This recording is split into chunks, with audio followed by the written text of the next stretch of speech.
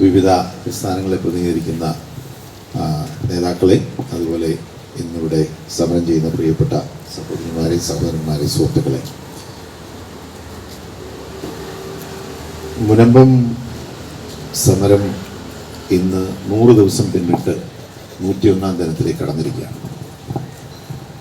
കഴിഞ്ഞ ദിവസം Shri George Sebastian എന്നെ വിളിച്ച് പറഞ്ഞു, ഈ 100 ദിവസം പിന്നിടുന്ന അവസരത്തിൽ ഇവിടെ ഒന്നുകൂടി പറഞ്ഞു. ഞങ്ങൾ ഏതാനും മാസങ്ങൾക്ക് മുമ്പ്, 2 മാസം മുമ്പ് ഇവിടെ വന്നിരുന്നു. പി ജെ ജോസഫ് സാറിൻ്റെ നേതൃത്വത്തിൽ ഞങ്ങൾ കേരള കോൺഗ്രസ് പാർട്ടിയെ പ്രതിനിധീകരിച്ച് ഞങ്ങൾ കുറേയേറെ പേർ ഇവിടെ വരികയും അന്ന് സംസാരിക്കുകയും ഐക്യദാർഢ്യം പ്രഖ്യാപിക്കുകയും എല്ലാം ചെയ്തതാണ്. അന്ന് വിചാരിച്ചിരുന്നത് ഈ പ്രശ്നം പാർലമെൻറ്റിൽ കഴിഞ്ഞ സമ്മേളന കാലത്ത് ഗവൺമെൻറ് ഇത് സംബന്ധിച്ചുള്ള ഭേദഗതി നിയമം കൊണ്ടുവരും. അപ്പോൾ ആ നിയമം വന്നു കഴിയുമ്പോൾ ചർച്ചകളിൽ പങ്കെടുത്തുകൊണ്ട് കൃത്യമായി നമ്മുടെ നിലപാട് പറഞ്ഞു ഈ പ്രശ്നത്തിനൊരു പരിഹാരമുണ്ടാക്കാൻ കഴിയുമെന്നാണ് അന്ന് പ്രതീക്ഷിച്ചിരുന്നത്. പക്ഷെ നിർഭാഗ്യവശാൽ ഇത് ഒരു ജോയിൻറ്റ് പാർലമെൻ്ററി കമ്മിറ്റിക്ക് ഈ നിയമം പാർലമെൻറ്റിൽ അവതരിപ്പിച്ച അന്ന് തന്നെ ഇതൊരു സംയുക്ത പാർലമെൻ്ററി കമ്മിറ്റിക്ക് വിടുകയുണ്ടായി. ആ കമ്മിറ്റിയുടെ ചെയർമാനുമായി ഞാൻ ഇടയ്ക്ക് സംസാരിച്ചു. ഞങ്ങൾ രണ്ടുപേരും വേറൊരു കമ്മിറ്റിയിൽ ഒരുമിച്ചുണ്ട്. ജഗദംബിക പാൽ എന്ന് പറയും. അദ്ദേഹത്തോട് ഞാൻ ഒരിക്കൽ ഈ വിഷയം സംസാരിച്ചപ്പോൾ അദ്ദേഹം പറഞ്ഞു, ഇത് സംബന്ധിച്ചുള്ള ഹിയറിംഗ് നടന്നുകൊണ്ടിരിക്കുകയാണ്, അഭിപ്രായങ്ങൾ പറയാനുള്ള എല്ലാവരെയും ക്ഷണിച്ച് ഞങ്ങൾ അവരുടെ അഭിപ്രായങ്ങൾ കേട്ടുകൊണ്ടിരിക്കുകയാണ്. അതിനുശേഷം കഴിഞ്ഞ സെഷനിൽ ഇത് അവതരിപ്പിക്കും, ബില്ലായി വരും എന്നാണ് പ്രതീക്ഷിച്ചിരുന്നത്. പക്ഷേ പിന്നീട് അതൊന്ന് മാറ്റിവെച്ചിരിക്കുകയാണ്. ഇനിയിപ്പോൾ ബജറ്റ് സമ്മേളനം തുടങ്ങിയാണ്. ഈ മാസം അവസാനം 31-ാം തീയതി പാർലമെൻറ്റ് സമ്മേളനം തുടങ്ങും. അത് ഏപ്രിൽ മാസം വരെ ഉണ്ട് ആ സമ്മേളനം. ഇടക്കാലത്ത് ഒരു ഇടവേളയുണ്ട്. അത് കഴിഞ്ഞാൽ അത് ഏപ്രിൽ ആദ്യ വാരത്തോടു കൂടിയാണ് സമ്മേളനം അവസാനിക്കുന്നത്. ബജറ്റ് സമ്മേളനത്തിൽ ഈ നിയമം വരുമോ ഇല്ലയോ എന്ന് അറിഞ്ഞുകൂടെ. ഗവൺമെൻറ് ബിസിനസ് എന്നൊക്കെയാണ് എന്നുള്ളത് അറിയിച്ചിട്ടില്ല. ഒരു പക്ഷേ വരാം, അതല്ലെങ്കിൽ അടുത്ത സമ്മേളനത്തിലേക്ക് ഇതിൻ്റെ ഈ ബില്ലിൻ്റെ ചർച്ചകൾ നീങ്ങാം. ഇത് വളരെ വ്യക്തമാണ്. ഇതിനകത്തൊരു എന്താ പറയുക, അവ്യക്തതയുടെയും കാര്യമില്ല. അടിസ്ഥാനപരമായി മുനമ്പത്തെ ഈ പറയുന്ന സ്ഥലം ഇത് വഖഫ് സ്ഥലമല്ല. 100% സത്യസന്ധമായി പറഞ്ഞത് ഇത് വഖഫ് പ്രോപ്പർട്ടി അല്ല. അത് മുസ്ലിം സഹോദരന്മാർ തന്നെ പറയുന്നുണ്ട്, പലരും പറയുന്നുണ്ട്. ചിലരല്ല ആണെന്ന് പറയുന്നു. പക്ഷെ കാര്യങ്ങൾ പഠിച്ചിട്ടുള്ള ആളുകൾ എല്ലാവരും പറയുന്നു ഇത് വഖഫ് പ്രോപ്പർട്ടി. ചരിത്രമൊക്കെ എല്ലാവർക്കും അറിയുന്നത്, ഞങ്ങളെക്കാൾ കൂടുതൽ നന്നായിട്ട് അറിയുന്നവരാണ്. നിങ്ങൾ എത്രയോ കാലങ്ങളായി ഇവിടെ ജീവിക്കുന്നു. ഇതിൻ്റെ എല്ലാ വിവരങ്ങളും നിങ്ങൾക്കറിയാൻ ഞാനത് ആവർത്തിക്കേണ്ടതായിട്ടുണ്ട്. അപ്പം അങ്ങനെയുള്ള ഒരു സ്ഥലം എങ്ങനെയാണ് ഇപ്പോൾ വഖഫ് പ്രോപ്പർട്ടിയാണ് എന്ന് പറഞ്ഞുകൊണ്ടുള്ളൊരു അവകാശവാദമാണ്. അത് നിലവിലുള്ള നിയമത്തിലെ ഒരു പ്രശ്നമാണ്. 95-ലെ ഈ വഖഫ് നിയമത്തിൽ കൊണ്ടുവന്ന ഉള്ള വകുപ്പിൻ്റെ ഒരു പ്രശ്നമാണ്.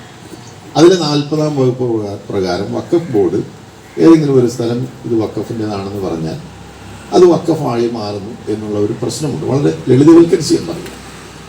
പിന്നെ അതിനുള്ള ഏക ഒരു പോംവഴി അതിനോട് അഭിപ്രായ വ്യത്യാസം ഉണ്ടെങ്കിൽ പിന്നെ വഖഫ് ട്രൈബ്യൂണലിൽ പോകാമെന്നുള്ളതാണ്. ആ ട്രൈബ്യൂണലും പറയുകയാണെങ്കിൽ ഇത് വഖഫാണെന്ന് പറഞ്ഞാൽ പിന്നെ നമുക്ക് പോകാനൊരു ഇടമില്ലായി, നിലവിൽ ഇടമില്ല എന്നുള്ളതാണ് വസ്തുത.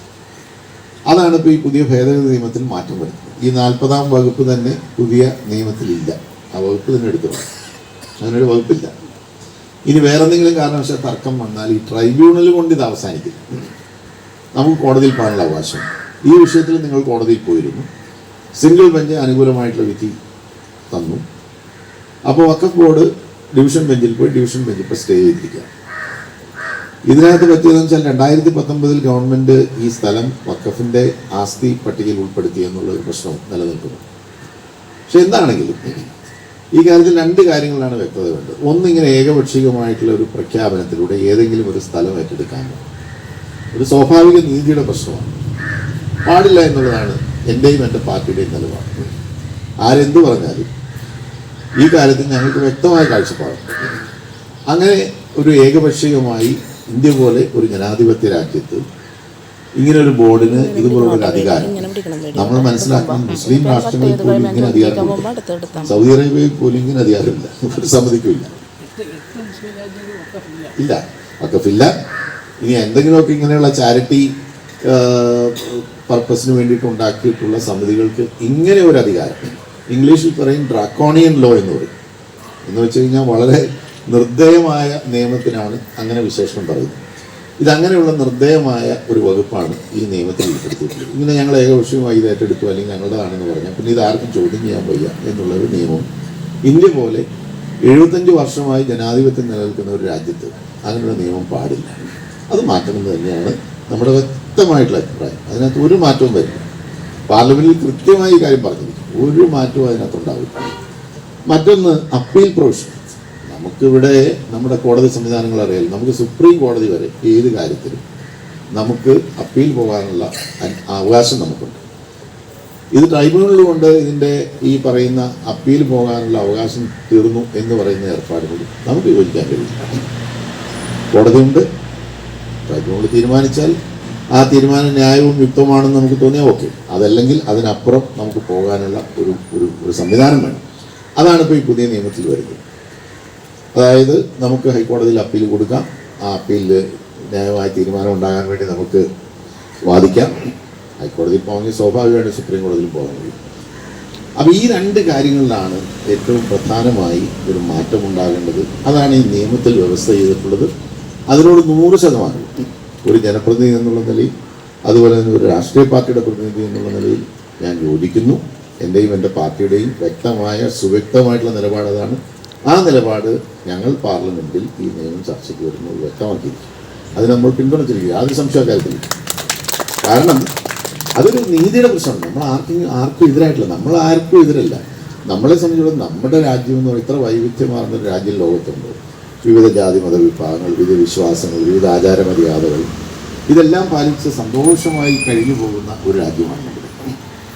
അപ്പം അങ്ങനെയുള്ളൊരു രാജ്യത്ത് ഇങ്ങനെയുള്ളൊരു ഏകപക്ഷീയമായിട്ടുള്ള നിയമം, ഇപ്പോൾ വഖഫിൻ്റെ പ്രശ്നം എന്ന് പറഞ്ഞാൽ ഇത് ഈ രാജ്യത്തെ അല്ലെങ്കിൽ നമ്മുടെ ഈ നാട്ടിലെ ക്രൈസ്തവരെയോ അല്ലെങ്കിൽ ഹൈന്ദവരെയോ മാത്രം ബാധിക്കുന്ന ഒരു വിഷയമാണ്. എത്രയോ മുസ്ലിം സഹോദരങ്ങൾ വഖഫിനെതിരെ പരാതിയുമായി നിൽക്കുന്നു. അവർക്കും ഇതുപോലുള്ള ക്രൂരമായ എന്താ പറയുക ഒരുതരം ഏകപക്ഷീയമായ നിലപാടുകളെ നേരിടേണ്ടതായി വന്നിട്ടുണ്ട്.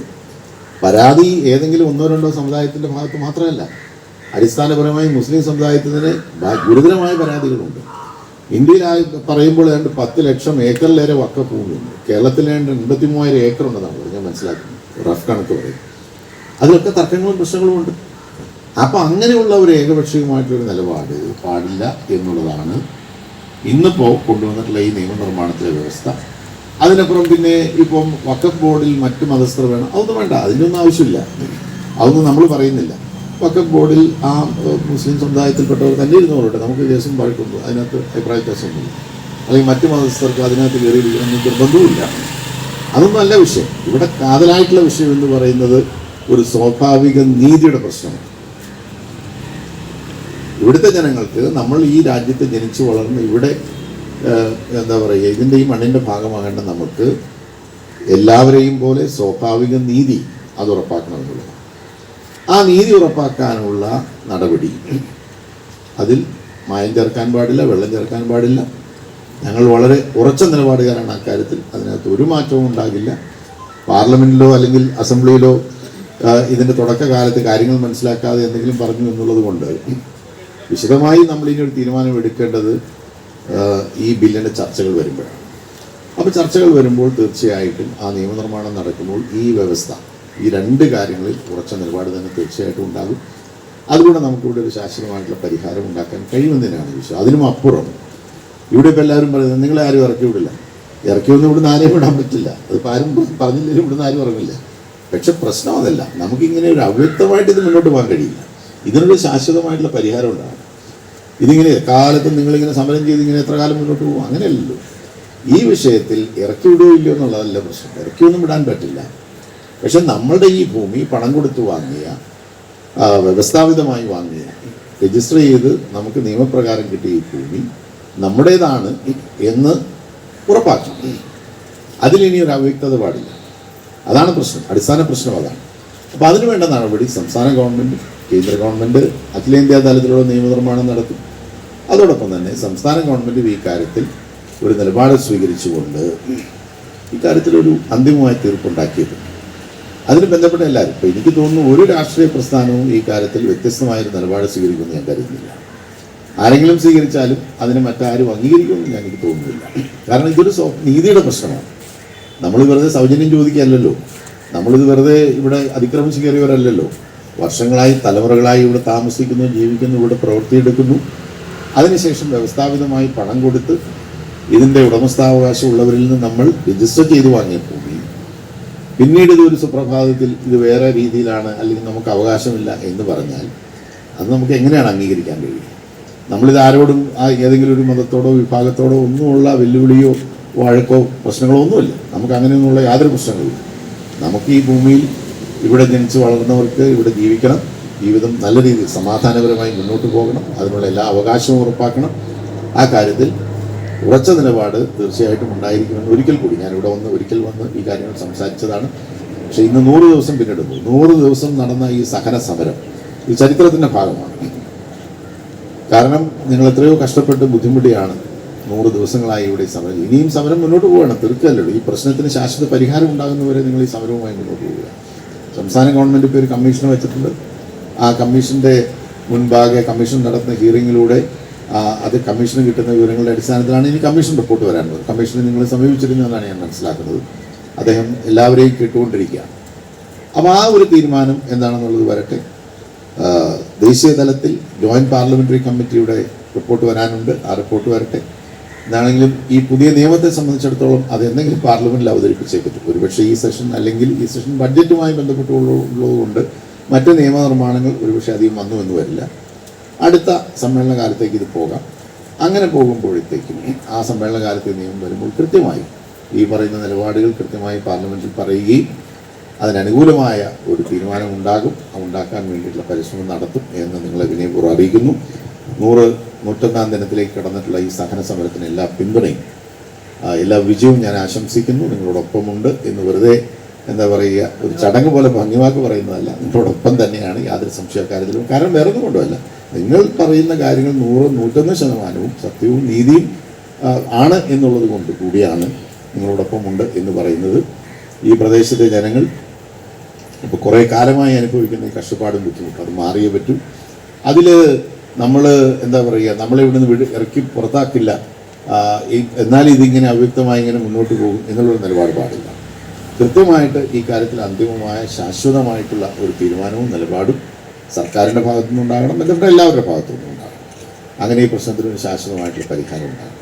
അങ്ങനെ പരിഹാരം ഉണ്ടാകുന്നത് വരെ ഞങ്ങളെല്ലാവരും നിങ്ങളോടൊപ്പമുണ്ട് എന്ന് വിനയപൂർവ്വം നിങ്ങളെ അറിയിച്ചുകൊണ്ട് എല്ലാവരെയും വളരെ സ്നേഹപൂർവ്വം അഭിവാദ്യം ചെയ്തുകൊണ്ട് ഈ പ്രശ്നത്തിനൊരു പരിഹാരം എത്രയും വേഗം ഉണ്ടാകട്ടെ, അതിന് വേണ്ട ദൈവാനുഗ്രഹം ഈശ്വരാനുഗ്രഹം ഉണ്ടാകട്ടെ എന്ന് പ്രാർത്ഥിച്ചുകൊണ്ട് എല്ലാവരെയും ഒരിക്കൽ കൂടി അഭിവാദ്യം ചെയ്തുകൊണ്ട് ഞാൻ എൻ്റെ എളിയ വാക്കുകൾ ചുരുക്കുന്നു. എല്ലാവർക്കും നമസ്കാരം.